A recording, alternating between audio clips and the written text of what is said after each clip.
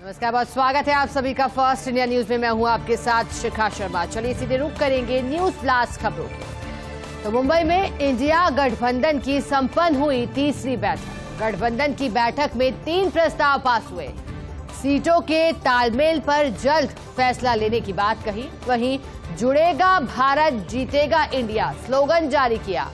13 सदस्यों की coordination committee भी बनाई गई।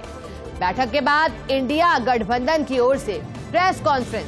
कांग्रेस अध्यक्ष मल्लिकार्जुन खड़गे ने कहा, सभी नेताओं ने बैठक में अपनी बातों को सामने रखा।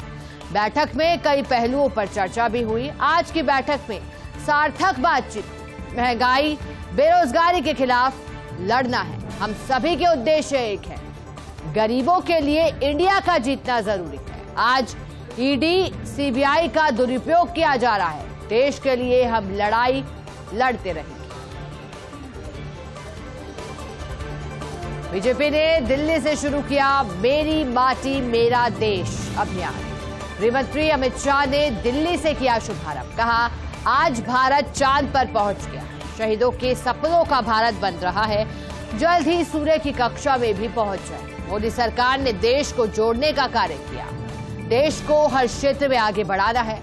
2047 तक देश को विकसित बनाना है।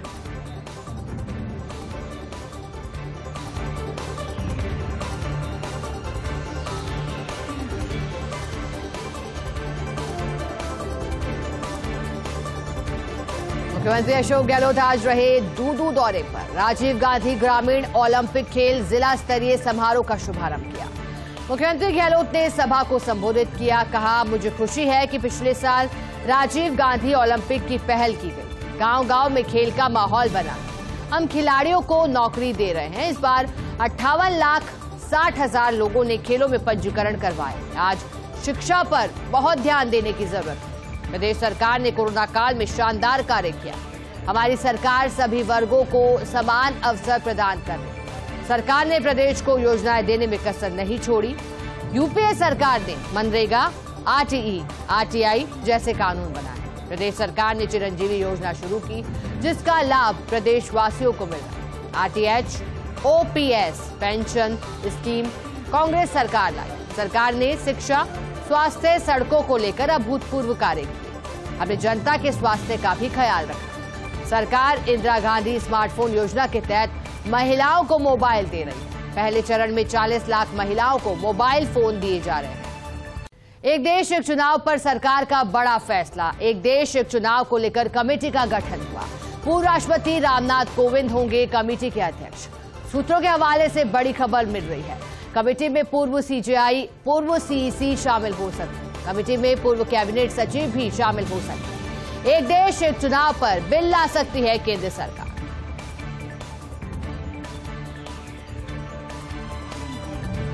और आपको याद होगा कि कमेटी का गठन किया गया था और इसके बाद जेपी नड्डा मिलने भी पहुंचे थे पूर्व राष्ट्रपति रामनाथ कोविंद से, क्योंकि उन्हें कमेटी का अध्यक्ष बनाया गया है। अब कानूनी पहलुओं पर गौर करेगी कमेटी। आगे बढ़ेंगे। भारतीय अर्थव्यवस्था को महीने के पहले दिन शानदार खुशखबरी मिली।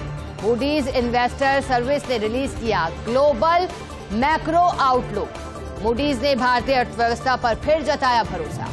2023 कैलेंडर वर्ष के लिए भारत की वृद्धि दर का अनुमान बढ़ाकर 6.7% किया। इससे पहले जीडीपी ग्रोथ रेट 5.5% रहने का अनुमान था। अब मूडीज ने इसके साथ ही अगले साल के लिए भी जाहिर की है आशंकाएं।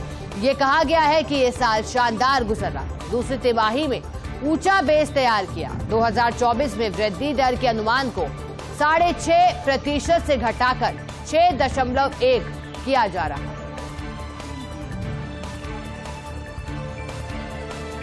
मणिपुर में जातीय संघर्ष पर मैरीकॉम ने चिंता जाहिर की। अमित शाह को पत्र लिखकर मैरीकॉम ने कहा, गांव की सुरक्षा के लिए हस्तक्षेप की मांग कर रही है। बॉक्सिंग स्टार है मैरीकॉम। उन्होंने गृहमंत्री अमित शाह को लिखे पत्र में क्या कहा है वो बता देते। कॉम समुदाय मणिपुर की एक स्वदेशी जनजाति है और अल्पसंख्यकों में सबसे छोटी जनजाति में से। हम सभी दोनों प्रतिद्वंदी समुदाय के बीच बिखरे हुए हैं। दोनों तरफ से मेरे समुदाय के खिलाफ हमेशा अटकलें और संदेह होते हैं। हम दोनों समूहों को कॉम गांव में घुसपैठ से रोकने के लिए सुरक्षा बलों की मदद चाहते हैं। इंडियन एक्सप्रेस में लोकसभा स्पीकर ओम बिरला का लेख, राष्ट्र के लोग संसदीय लोकतंत्र की धड़कन। भारत व्यापक रूप से लोकतंत्र की जननी है। हजारों साल से चलती आ रही ऐसी ऐतिहासिक मान्यता, स्वतंत्र भारत में संसदीय लोकतंत्र मजबूत हुआ। आजादी के बाद से 7 दशकों में संविधान पर लोगों का विश्वास हुआ है मजबूत। आजादी के बाद से अब तक हमारी संसद ने 4000 से अधिक कानून भी पारित कर दिए, जिनमें से 216 17वीं लोकसभा के कार्यकाल के दौरान सदनों द्वारा पारित किए गए। लेकिन गत कुछ वर्षों से संसद के सदस्यों द्वारा अनियंत्रित व्यवहार को दोहराया जा रहा है। संसद सदस्यों का नागरिक के प्रति कर्तव्य है कि वो संसद की गरिमा को बनाए रखें। राष्ट्र अमृत काल के दौरान परिवर्तनकारी बदलाव से गुजर रहा है। क्या है मायावती की 2024 के लिए तैयारी?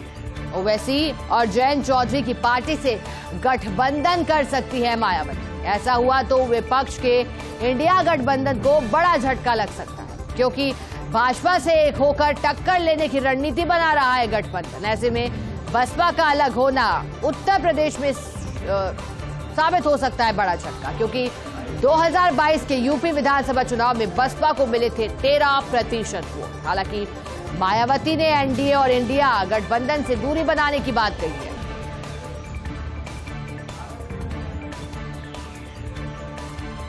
और इसी के साथ न्यूज ब्लास्ट खबरों में आज इतना ही। बने रहे हमारे साथ, देखते रहें फर्स्ट इंडिया न्यूज।